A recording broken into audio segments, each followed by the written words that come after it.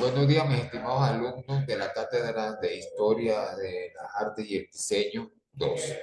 Hoy vamos a hablar sobre la arquitectura latinoamericana del siglo XX. Cuando hacemos referencia a este tema, debemos tener presente de que América Latina, específicamente, ¿verdad? En el siglo XX, pues tuvo grandes avances en lo que fue la arquitectura y el diseño y el arte. Siempre ha habido un gran desarrollo del arte como tal, debido a que nuestra gran riqueza cultural que viene de tiempos precolombinos. En eso nosotros pues estamos a la par de cualquier parte de la tierra. Nosotros, nuestra riqueza cultural, vista esta a nivel de lo que es el diseño y el arte, en lo que es nuestra esencia cultural, no tiene nada que envidiarle a ninguna región o país de la Tierra. Ahora, cuando ya hablamos de lo que es visiones ya concretas de lo que es diseño como tal, diseño industrial y arquitectura, ya nosotros tenemos que dejar sentado, disculpen ustedes, que estas dos actividades, tanto el diseño industrial como la arquitectura, eh, fueron desarrolladas antes y después de la Segunda Guerra Mundial en forma muy determinante y decisiva por la cultura europea y en cierto término por la cultura del imperio griego. Y se fue, perdón, desarrollando en diferentes etapas hasta llegar a lo que nosotros tenemos de concepción de lo que es la arquitectura del siglo XX. En el caso de América Latina, ¿verdad? Esta arquitectura tuvo un florecimiento a partir del inicio de la Segunda Guerra Mundial. Digo esto ¿por qué? Porque muchos de los arquitectos que elaboraban en la Europa libre, al ser este continente estar sometido a la hegemonía de un pensamiento único que era el nacionalista de Hitler, ¿verdad? Nazi, se vieron obligados a abandonar por razones étnicas o por razones políticas, se vieron obligados a abandonar Europa y a erradicarse en Norteamérica, en Suramérica, en regiones como Argentina, Brasil, los Estados Unidos en la parte de Norteamérica y ciertos personajes en México. ¿Qué trae como consecuencia esto? Una llegada de un nuevo concepto, una nueva conceptualización de diseño como tal, ¿verdad? A nivel de lo que era la arquitectura, donde nuestros países estaban en un proceso franco de desarrollo, pero a nivel del paso de lo agrícola a lo industrial. En el caso de México, por estar al lado de los Estados Unidos, pues la transculturización se dio de manera muy efervescente y muy violenta. Estados Unidos estaba en pleno proceso de crecimiento industrial, ¿verdad? Antes de la Segunda Guerra Mundial y en pleno periodo de la Segunda Guerra Mundial, que trajo como consecuencia la nueva concepción de lo que era el aparataje de producción llevado hacia el sistema capitalista como tal, ¿verdad?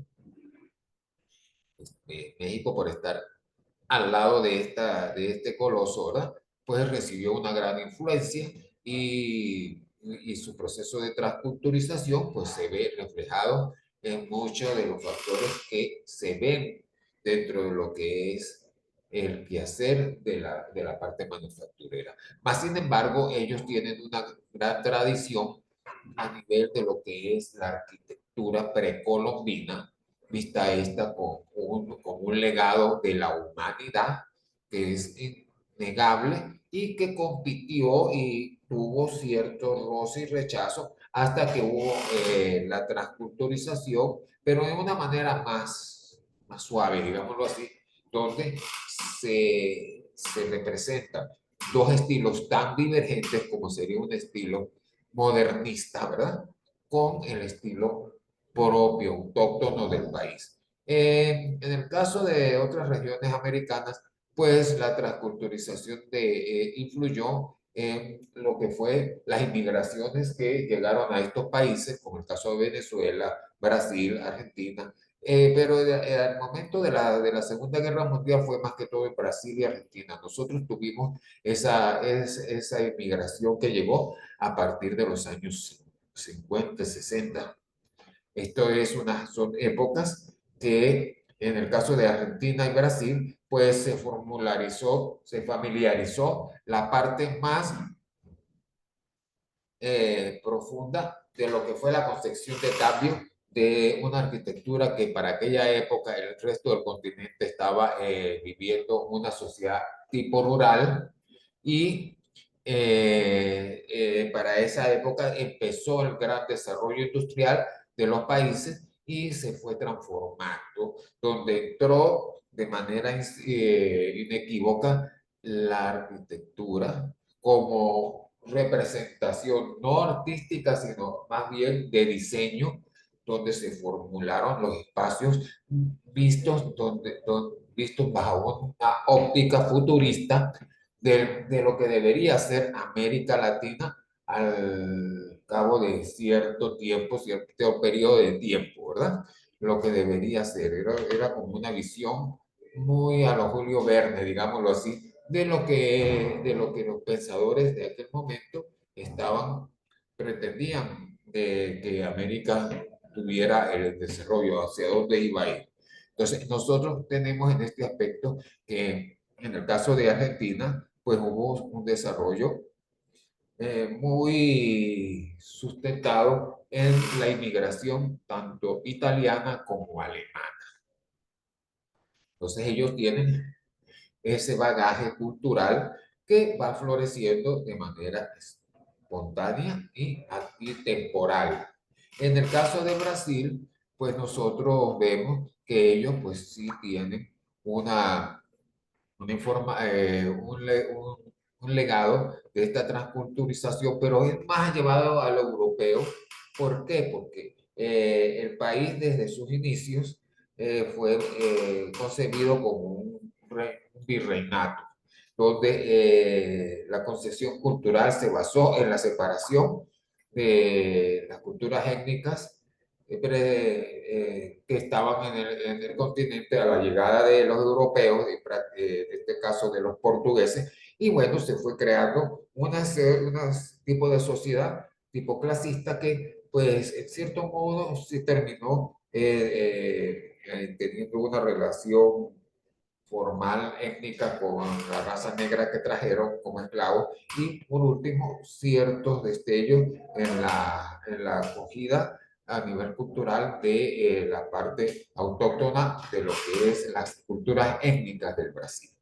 Más sin embargo, no se ve como tal esta fusión como en el caso de Argentina. Digo esto ¿por qué? Porque América Latina ha tenido polos de desarrollo que no se ve como en Europa, un solo continente que se ha desarrollado prácticamente en los mismos niveles, ¿verdad? Nosotros hemos tenido por regiones desarrollo. En el caso de Venezuela, es un caso muy atípico que pasamos de la cultura rural, ¿verdad? De vivencia rural a una cultura ya de ciudad, de grande urbe debido a la aparición del petróleo como fuente de ingresos del país. Se desechó la parte agrícola y nos fuimos a recibir las grandes generación de riqueza que se obtenía del petróleo. Esto trajo como consecuencia que una transculturización abrupta. Nosotros tuvimos, pues, por ser un país que tenía una moneda fuerte, que competía incluso con el mismo dólar y con las monedas europeas, nosotros tuvimos una inmigración muy grande de lo que fueron italianos, portugueses, españoles. Entonces nosotros tuvimos esas tres razas que se llegaron aquí a conformar, trayendo su cultura, trayendo sus maneras de pensamiento de diseño y, en fin, muchas. Aparte de eso, teníamos el protectorado de los Estados Unidos como país, nosotros, de surtidor a gran escala de petróleo. Entonces, esta transculturización de lo que significaba para los norteamericanos, lo que eran las grandes ciudades, las metrópolis, se nos fue insertando a nosotros de una manera tal que ahí vemos en la ciudad de Caracas, vemos Maracaibo, vemos Barquisimeto, que si ustedes se ponen a ver a nivel de lo que son las vías que interconectan todas esas tres, cuatro ciudades, son a la ultranza de las ciudades norteamericanas de primer nivel. Y si vemos Caracas y vemos Valencia y vemos Maracaibo, los edificios rascacielos que dominan parte de la ciudad, las obras como la que aparece aquí en la imagen, ¿verdad? El Complejo Cultural Teresa Carreño, todo lo vemos dentro de lo que es el concepto de arquitectura brutalista, de donde el hormigón imperaba, donde hacer un edificio en hormigón era extremadamente costoso. Entonces los países latinoamericanos no se daban ese lujo que se podía dar Venezuela por ser un país, el país más rico de América Latina y competía con los estados más ricos de los Estados Unidos.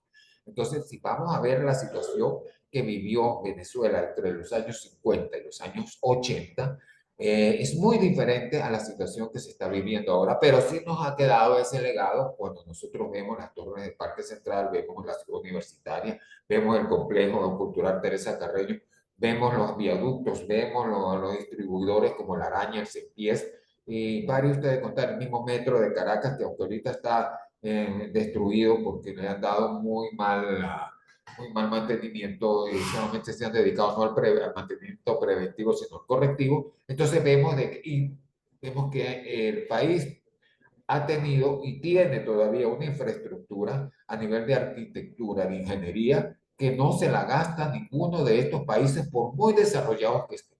Entonces nosotros estamos en un nivel tal que lo que tenemos es que retomar las sendas, ¿verdad?, de nuestro desarrollo, porque ya tenemos un basamento a nivel de lo que fue la arquitectura contemporánea de la época de los 50 a los 80. Caso contrario de otros países como Argentina, que ha estado desarrollándose, ha tenido ciertas hiperinflaciones y crisis, y ellos pues han sido más ortodoxos y no han tenido ese boom de gasto en lo que es capital por inversión de obras como lo hizo Venezuela. El Brasil sí llegó a cierto nivel y no se la puede negar porque la calidad de la arquitectura de Brasil como la de Argentina, ninguna de las arquitecturas se puede dejar de lado. Nosotros lo que fuimos un fenómeno momentáneo, una luz que prendió y la apagaron, porque la apagaron, no fue que se apagó, la apagaron. Entonces, para entrar en una recesión que ningún país aguanta tanto tiempo en recesión y eso va a haber cambios sustanciales en cualquier instante de lo que es el desarrollo social que vuelven a reactivar. Eso téngalo por seguro. Esto, las sociedades se van renovando y ya pues las sociedades como tal. Entonces, ahora vamos a dar un breve recuento de las obras más emblemáticas a nivel de Latinoamérica y de los países que fueron punteros en ciertas épocas con sus obras de arquitectura. Vamos a comenzar entonces el paseo, ¿verdad? De la siguiente manera.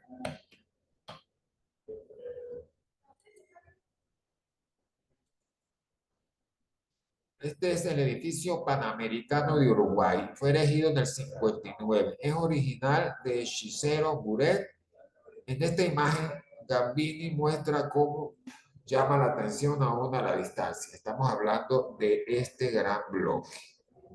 En ese momento estaba imperando en Europa y comenzó en América la implementación del estilo de diseño modernista, pero tipo internacional.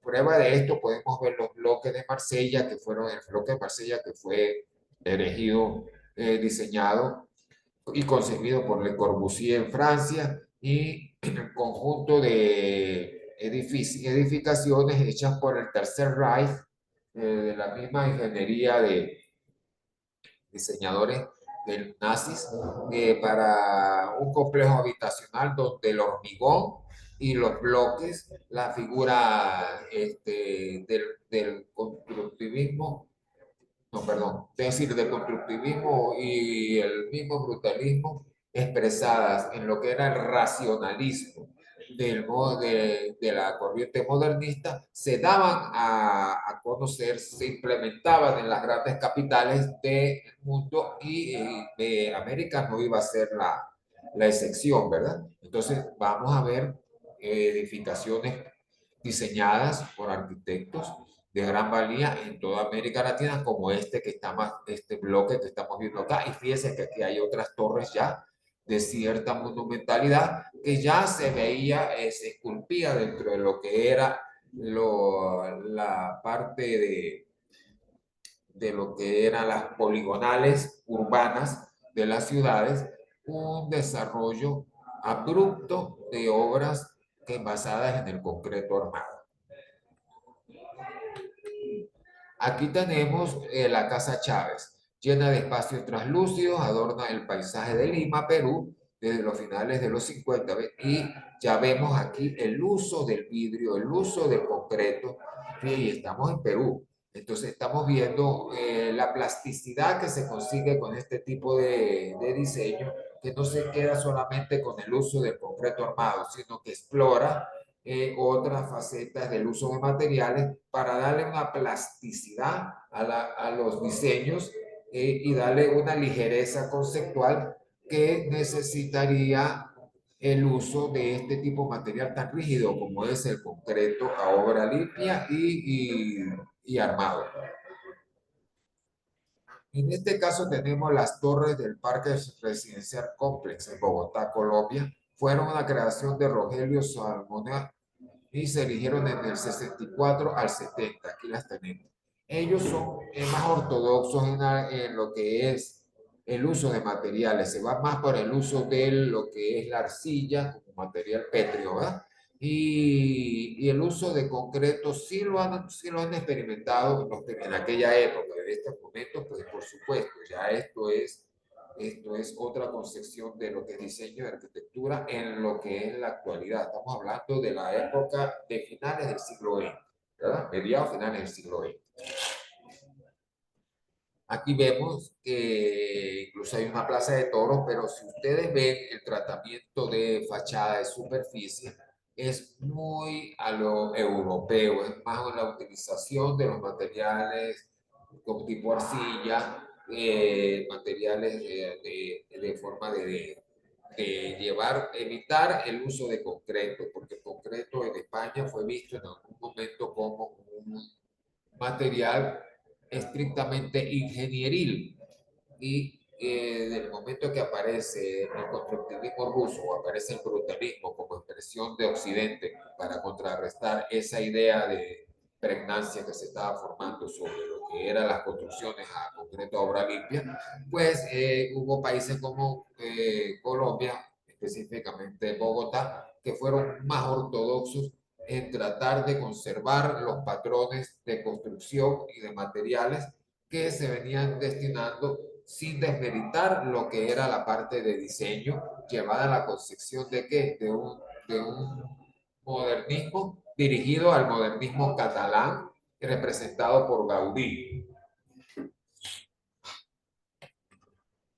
Aquí pues sí estamos viendo, fíjese, aquí estamos viendo el edificio Las Palmas en San Juan Magdaleno, que se encuentra en la Ciudad de México. Fíjense de que aquí estamos viendo ya esculturas de lo que sería el brutalismo como tal, donde la parte constructiva, la parte es vista ya como una parte de escultura. Entonces lo que se tapaba en otros momentos, digámoslo así, de lo que era la tendencia en construcción, tapar el cemento, el concreto, con cierto friso, por ciertos usos de frescos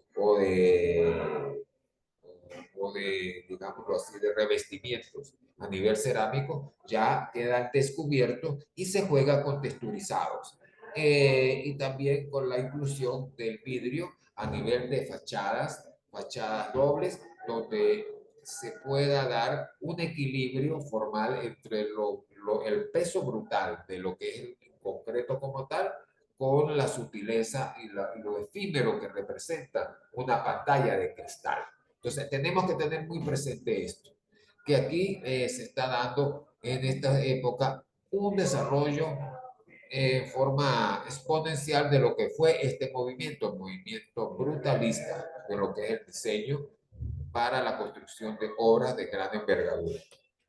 Aquí tenemos una de nuestras obras emblemáticas, el Hotel Humboldt en Caracas, ¿verdad? Este fue hecho en la época de los 50 y denota pues ya el uso de alta tecnología a nivel de lo que fue de tipo constructivo y de la utilización de materiales con un diseño de avanzada de tipo modernista, con cierto toque del racionalismo que estaba apoderándose de ese movimiento. Sin embargo, pues podemos observar que ya estábamos en la entrada de lo que es la arquitectura internacional que estaba por emerger en esas épocas y que nosotros fuimos también como caldo de cultivo para los que estaban en aquel momento, llegados de Europa, de los años 40, 50, ¿verdad? Estaban haciendo sus estudios de diseño y tomaban estas ciudades como Caracas, como ciertas Maracay, otras ciudades del país y otras ciudades de México, para hacer sus estudios de diseño en la formulación de proyectos con mira a un nuevo estilo de arquitectura que tenía que imperar a partir de los años 80, 90, como se ha llegado hasta los momentos. Y tales estos tipos de personajes, entre los que tenemos a Walter Gropius, a Mies van der Rohe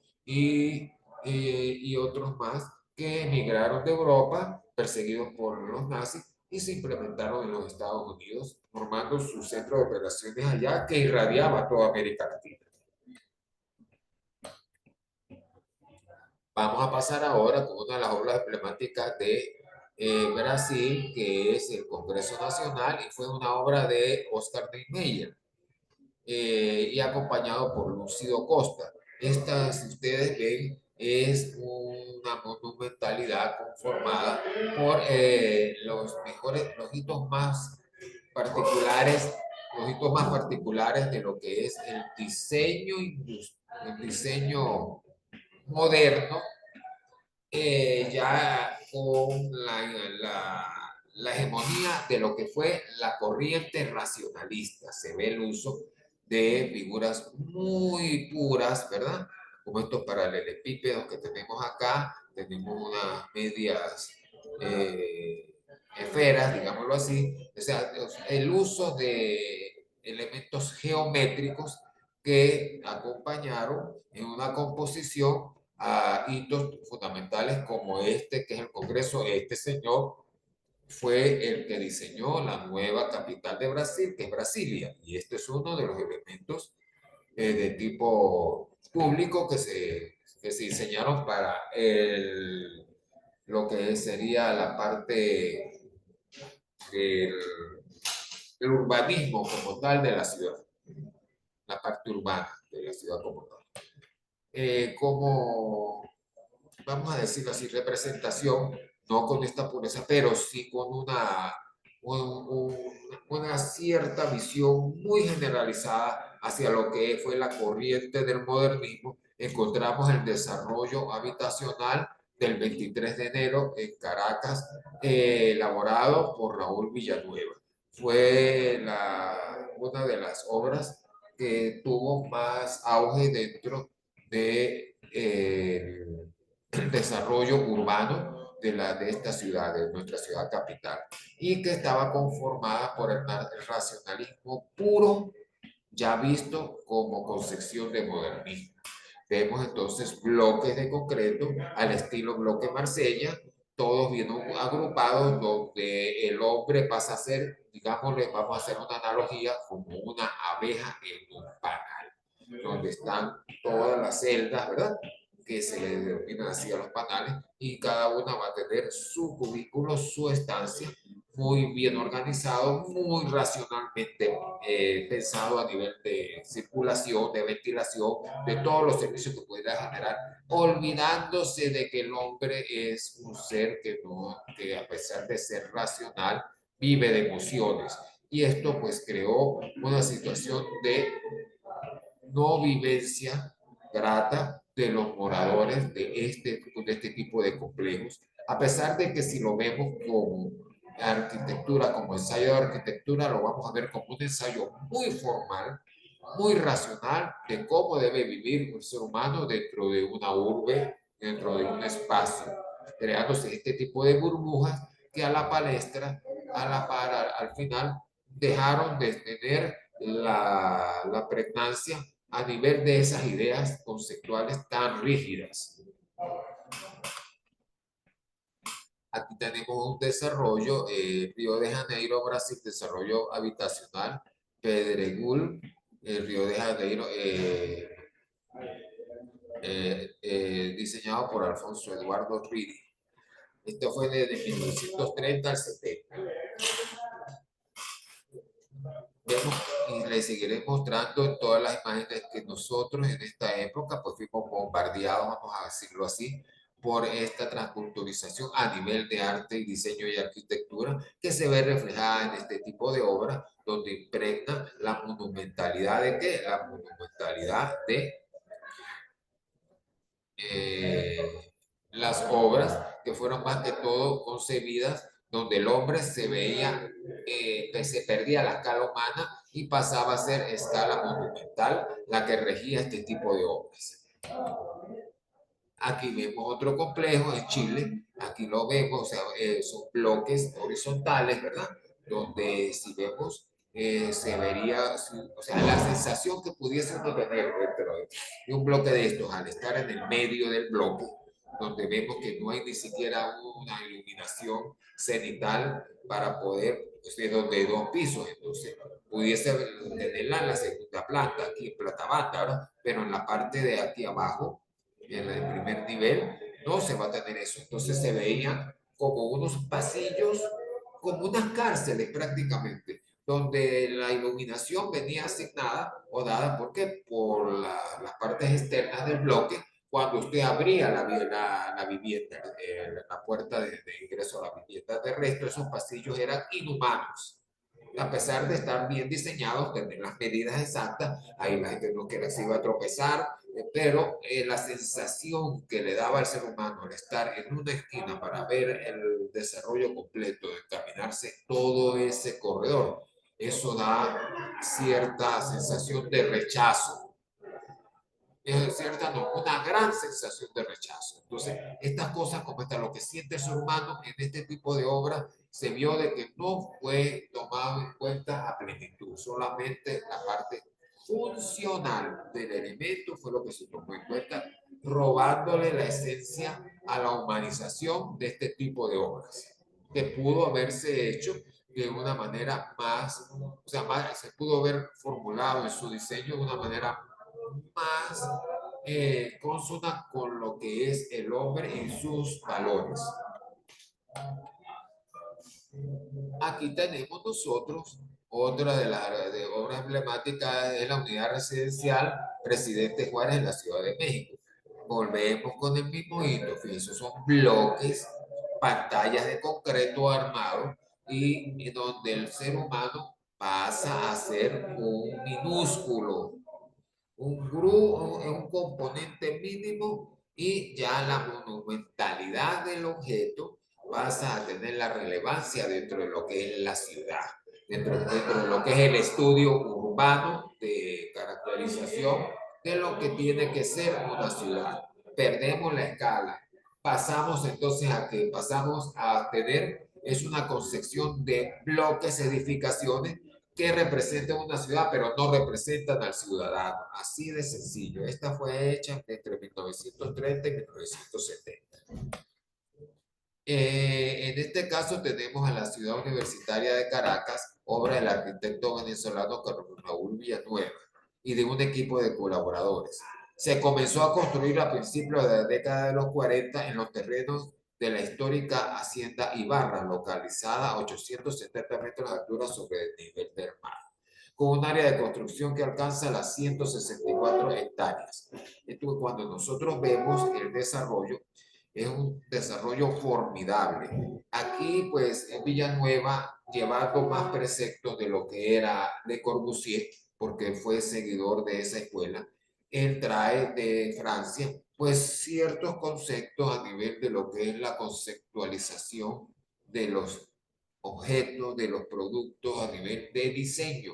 Los productos, digo yo, los productos de la arquitectura, que son edificios, vamos a decirle, teatros, concepción de la traza urbana, delineamiento de parques, áreas sociales, cívicas. Entonces, él trae un nuevo concepto más humano. Ya Le Corbusier, en la época que ya viene formado el señor Villanueva, viene con un concepto muy llevado a lo que es el modernismo, al racionalismo, pero con ciertos visos más de humanización a nivel de lo que es el proyecto, es la formulación del diseño como tal. Está visto más en función del ser humano y no de la parte de la urbe, de la ciudad. Esto tenemos que tener. Y aquí nosotros estamos viendo este estudio que este complejo, esta ciudad, ha sido decretada como patrimonio de la humanidad por la riqueza a nivel plástica, a nivel de conceptos internos, como dentro de cada uno de los volúmenes que se ven aquí establecidos, ¿verdad? Donde el hombre pasa a ser la parte fundamental de lo que es el diseño o la formulación de esos hábitats. Entonces conseguimos grandes obras artísticas, los mismos edificios pasan a ser una obra de arte donde el espectador, donde el que reside en esa obra, el que está ahí, el que hace vida diaria, cotidiana, va a tener esa riqueza cultural vista a través de lo que es las texturas, a través de lo que son los tipos de cerramientos, de techadumbres, hechos de una manera artística para el deleite del que está, deleite y disfrute del que está en contacto diario y pleno con este complejo. Esa es el mayor legado y por el cual la UNESCO, pienso yo, dio esa particularidad, reconocimiento de que esta obra es patrimonio de la humanidad. O sea, no es cualquier cosa. Entonces, visto, usted lo puede entender como se puede ver las pirámides de Egipto, cada uno en su estilo, cada uno en su tiempo, pero son representaciones de la máxima limpieza a nivel de diseño y cultura que puede darse por la sociedad humana en cierto momento. Por último, vamos a mostrarle como caso venezolano y emblemático de lo que habíamos hablado anteriormente del boom petrolero, del desarrollo significativo que Venezuela tuvo de los años 50 hasta los años 80. Vamos a ver un hito de nuestra arquitectura, como es la construcción del Parque Central y sus dos emblemáticas torres que en cierto momento fueron el icono de la construcción de rascacielos a hormigón o a concreto armados más grandes del mundo, más altos. Entonces, fíjense que nosotros estábamos con ese boom, con esa riqueza que experimentó el país, se pudo dar el lujo de llegar a la construcción, al diseño de obras como estas, que fueran desarrolladas por los arquitectos venezolanos Enrique Siso, Mauri y Daniel Fernández Shaw. Vemos en esta obra, pues, la majestuosidad de ya el uso de una nueva dinámica, de una nueva corriente a nivel de lo que era el modernismo urbano, de lo que era la concepción de la ciudad, vista dentro de este tipo de elementos, de bloques, que nosotros vemos en esta fina composición, primero en los apartamentos, el sistema de viviendas que estaba organizado ahí, y por último hicieron esto. Y aparte de eso tenemos al lado Teresa Carreño, que es el complejo cultural. De aquí de este lado estamos viendo el Museo de los Niños, o sea, todo estaba muy bien organizado a nivel de racionalismo urbano, pero ya nosotros estamos viendo un uso más delicado en lo que eran las pantallas vitrales, de vidrios, perdón, las pantallas translúcidas que competían con el tipo de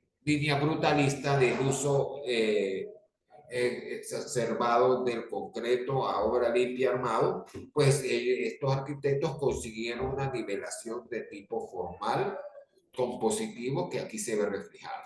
Bueno, mis estimados alumnos, con esto yo espero que hayamos tenido una buena relación de lo que se hizo desde el año 40 hasta finales de los 80, llegando al año 2000, donde se tiene otro tipo de corrientes de diseño en la arquitectura y en el diseño industrial, que futuramente pues estaremos presentando para sus consideraciones. Sin más que decirles, me despido de ustedes. Un cordial saludo, Oscar Blanco, profesor de la materia.